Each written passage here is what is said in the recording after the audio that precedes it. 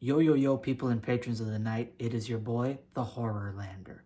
Listen, I'm going to cut to the chase of this video. There's nothing else that I got to talk to you guys about. There's one thing and one thing only. Tim Curran is the LeBron James right now of the horror genre. He don't miss. All he knows how to do is hit net, hit dunks. He is the man, the myth, the legend right now in terms of what I've been reading. And he's what you guys should be reading. And I know a lot of you guys out there right now are like, oh my god, here Horrorlander comes with Tim Curran. What's so good about Tim Curran? Read his shit, bitch. Yeah, you heard me right. You pick up one of his fucking books. You pick up one of the short stories that I recommend, and you read that shit. Because once you do, then you're gonna shut your fucking mouth. You ain't gonna talk to me after that. His stories are so creative, so imaginative, so atmospheric. You will not get that level of horror, scary, intense, descriptive prose. His monsters, his villains, and threats are on a completely different level. They are so creative, so imaginative, and again, they're threatening. You get intense, crazy action in his stories and books. You get violent gore. You get amazing sequences that'll just basically make your jaw drop and be like, what the hell am I reading right now? And why have I not been reading it earlier? And there's some people out there who are going to be like, oh, you know what? No, I got my prime Stephen King, this, and that. Stephen King is still kicking.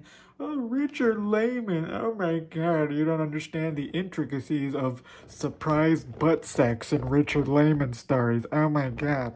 Riley Sager. Ugh, Home Before Dark. Such an eloquently put ghost story. If Riley Sager's Home Before Dark is an eloquently put ghost story, then I am a 6 foot tall NBA player that is a multimillionaire. It's just false. It's just false. Okay, it's just wrong at every level. With that aside, as to the title of this video being the MVP of horror, let's actually get into the story, which is called Lonely After Dark, a solo short story published in a collection called Deadbait 2, which I reviewed a while ago, but I decided to reread the story to appreciate it more. And yeah, this is one of the scariest ghost stories that I've ever read in my life, one of the most effective ghost stories you'll ever read in your life, and it is literally going to make your jaw drop and freak you out if that's something that kind of gets under your nerves in terms of the paranormal. And it is done in a jaw-dropping way, so let's get into it. The story is kind of wrapped around an urban legend involving a place called Spider Lake. Spider Lake is a ominous location. This place is a great fishing spot to get fish and kind of perform activities there, have some fun. But once it gets to the winter time and it starts getting dark, it starts hitting dusk, night, all those different things, things start getting really bad. Things start getting into some supernatural categories, and it becomes very dangerous to be out on this lake. The reason for that is because there was a very popular local girl in this town where Spider Lake is located at, and her name was Gina. And this girl used to babysit for all the different kids. She was very preppy, very nice, very sweethearted, kind of somebody that everybody could look up to and enjoy. But she had this wild and rebellious side to her. She kind of hung around the wrong crowd, and this included her boyfriend named Bones, who was sort of the local thug in the area, a delinquent. And one night he had come up from the sticks and basically decided to drag his pickup truck over the frozen over Spider Lake during the winter at night, to kind of go on like an adventure with his girlfriend, kind of go out there and have some fun. And he had overestimated the integrity and structure of the lake, and the pickup truck actually ended up smashing through the ice. And while he ended up swimming out of there and hauling ass and getting to the edge of the lake, almost frozen like a popsicle but alive, Gina ended up being trapped inside of the pickup truck, which sunk to the murky bottom of the lake. She drowned, died a horrible screaming death inside of that pickup truck, and eventually the lake froze over. Nobody was able to get the means to pull her out and save her.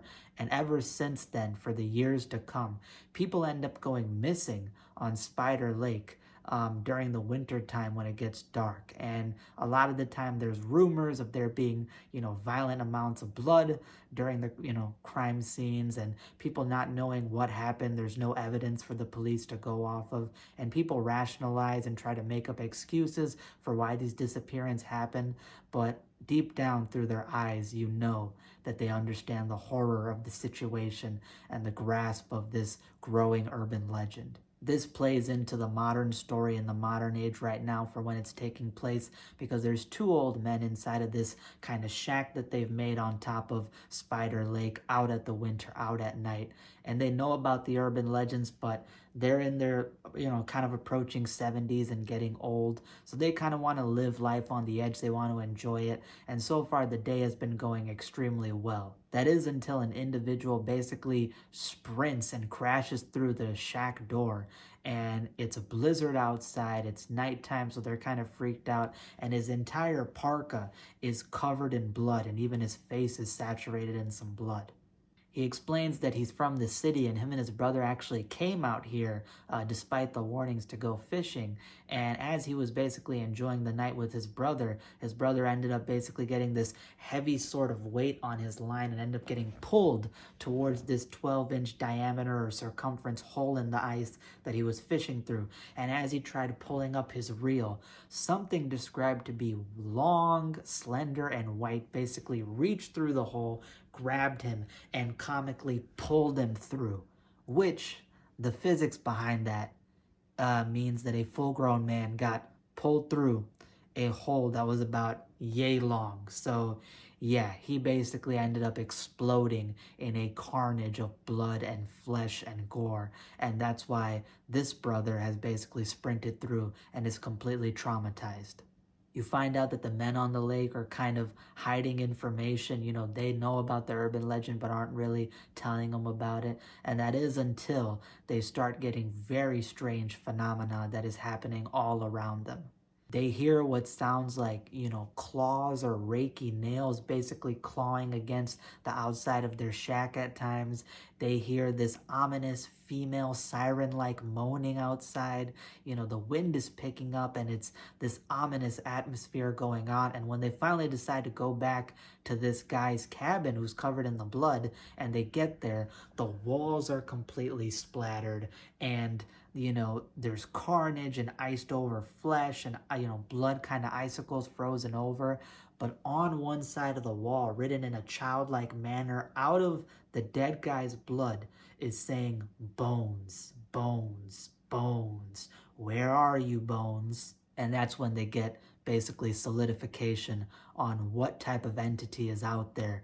And yeah, the blizzard and iced over lake has a lot more going on behind the depths on the outside of this blizzard, and is now peering into them.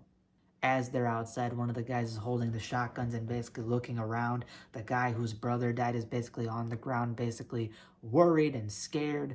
And the snowmobile that the city guy had came on is completely torn to shreds with, the fuel leaking out. So they have no escape.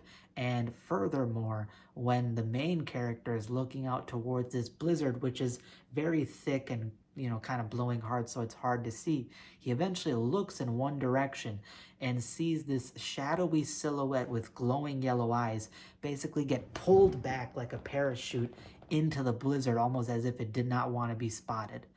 And that's when the creepy and ominous moaning, the calling out of, catacomb pipes echoing out, "Bones, bones, where are you, Bones?"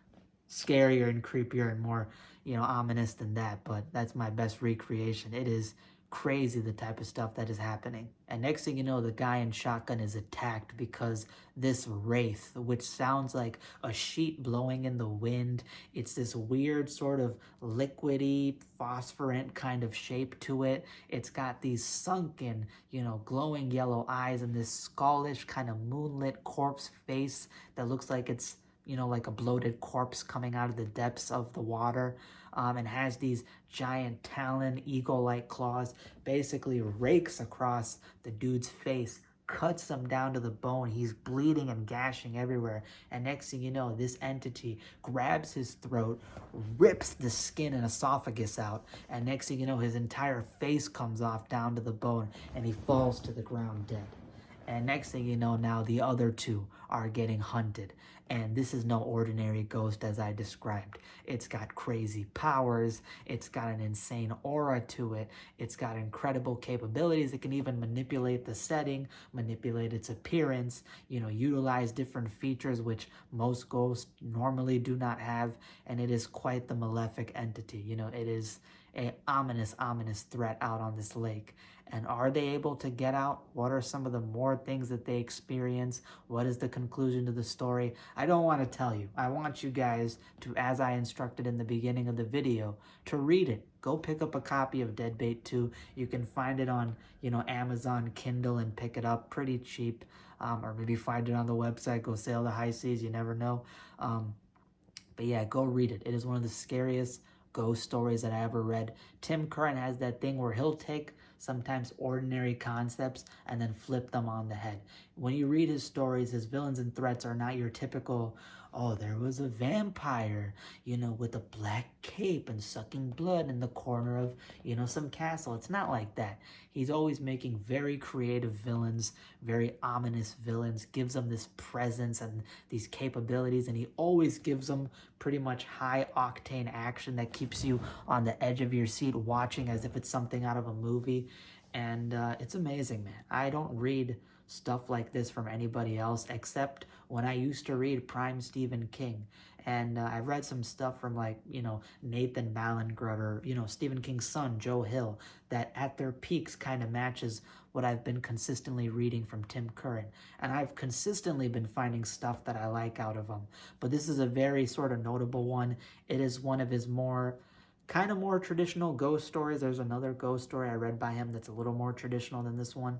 But if this ghost story is one of his more traditional kind of, eerie ghost tales or kind of eerie horror tales, that lets you know the type of stuff this guy writes, because what I told you from the description is pretty insane. And he's got way more insane stories and books than just this, some of which I've already reviewed, and I'm still going to have upcoming reviews for actually 2 of his short stories that I gave 10 out of 10 perfect bangers to, called Wormwood and Limb Memory. So expect those in the future. So yeah, overall, I give this story a 9 out of 10. It was a great read, and I suggest you all go check it out. And I actually suggest that this be your gateway into reading more Tim Curran. If you've not taken my lead and started reading up on his stuff, you should go check out this story because it's fantastic. And this dude is genuinely a force of nature when it comes to the horror genre. I hope that people start adapting his work. I hope that maybe my videos gets more attention out there.